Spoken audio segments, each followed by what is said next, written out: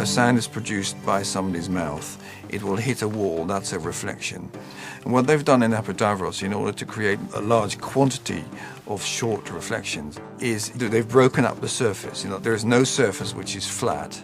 So when a sound hits a wall, it's diffused in many, many directions. It enhances the original sound by kind of stretching it a little bit longer than it already is. And in the quest for perfection, the Greeks developed another technique to make the sound even clearer.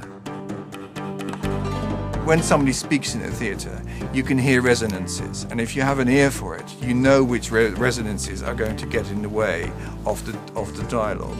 So if you were to find something that can take those resonances out, then you're laughing.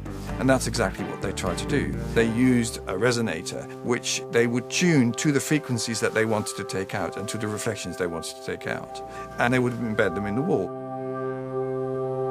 2,500 years later, the theatre is still entrancing audiences. The place that has inspired for millennia remains one of the world's finest theatres.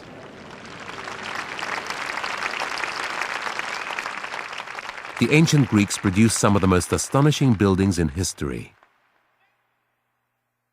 But it was on the small island of Rhodes that a giant was created. The islanders set themselves an unprecedented technical challenge to engineer a statue of superhuman proportions. It was the greatest statue ever built, a giant celebration of victory, and a lost triumph of engineering that has baffled experts for centuries. The Colossus once guarded the harbor to the island of Rhodes. It stood for nearly a century and was one of the ancient wonders of the world. At 110 feet high, it was nearly as tall as the Statue of Liberty, built over 2,000 years later. With the help of archaeologists, it's possible to rediscover the techniques the ancients used to construct the largest bronze statue of all time. And with the help of structural engineers, we can piece together what the Colossus may have looked like.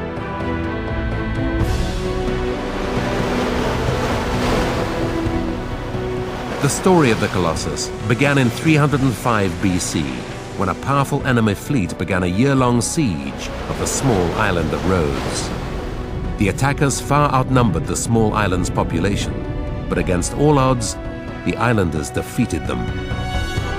To celebrate their surprising victory, the Rhodians decided to build a giant bronze statue of their sun god, Helios. A local sculptor, Hares of Lindos, was given the challenge of building a statue nearly twice as tall as any ever built. Construction took 12 long years of hard labor and 200 tons of bronze. To begin, the architect, Hares, had to work out where best to build the statue. Early representations of the Colossus show the statue astride the harbor. This convention continues today, as in this recent commercial for a communications company.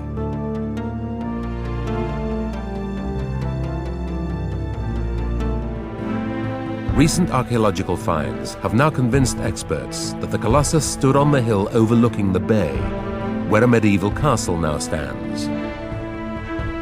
Further evidence of a sanctuary to the sun god Helios near the castle suggests that this was where the Colossus had once stood.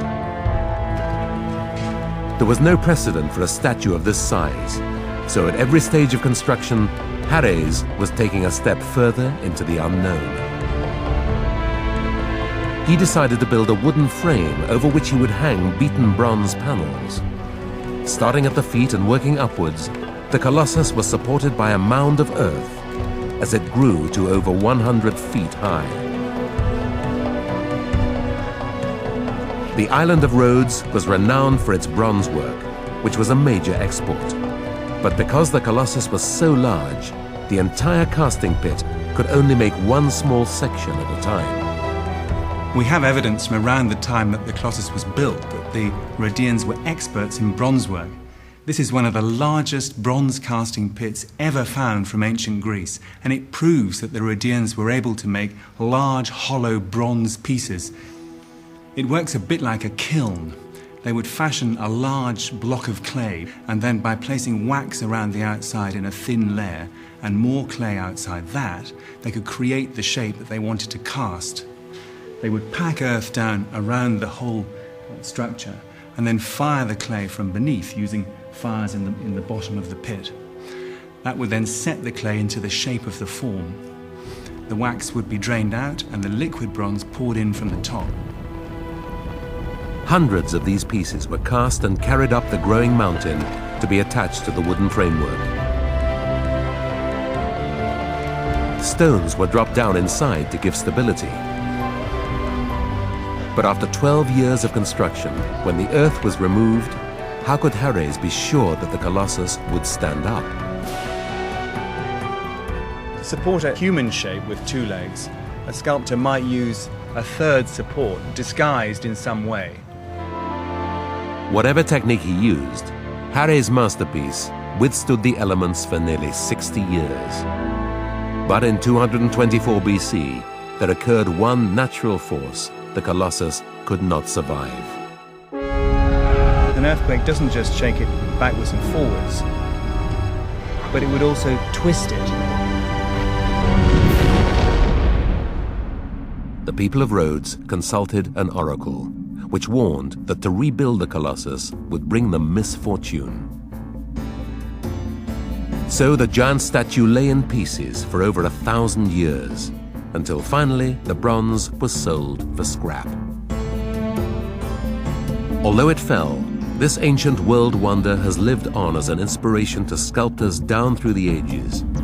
Most famously, in Auguste Bartholdi's design for the Statue of Liberty, built in the late 1800s. The Greeks had long excelled at creating incredible statuary. At Olympia, the holy sanctuary was dominated by the world's largest ivory statue to the god Zeus, the god of all gods. But long before this statue was made, another brand of superhero was also making Olympia famous, the Olympic champion. And Olympia would become the most enduring sports arena, not just across the Greek Empire, but for centuries afterwards across the world. Olympia was the only place in the Greek world where both gods and men were worshipped. In July every 4th year, from all corners of the Greek world, thousands made their way to Olympia to compete in and to watch the greatest spectacle on earth. The Olympic Games began as early as the 8th century BC with a 200-yard sprint. Held to mark a truce between 2 warring cities, it launched over 1,000 years of games. The Olympic Games happened in August, and for a month beforehand, it was illegal for any Greek to fight. And anyone who did warlike things during that 1 month would become accursed in the eyes of Zeus. Every 4 years, warring states laid down their arms in the name of peaceful competition. As the games grew in importance, the sanctuary of Zeus was transformed into the world's first sporting city, with training centers, baths, guest houses, and a stadium which could hold 40,000 spectators. Beneath this arch would run the finest athletes from across the Greek world. The games would decide on just one victor, whose reward was honor in the name of the god Zeus. The earliest race was 200 meters long. Later came the 400, then the 5,000 meters, and then there was the pentathlon, running, jumping, wrestling, discus, and javelin. So many of the events of Olympia were versions of war. Men throwing spears, men throwing stones, men racing in hoplite armor, in heavy military equipment. Competitors were gradually reduced to just a final pair who would fight it out in wrestling and boxing combat. But only the elite could afford to take part.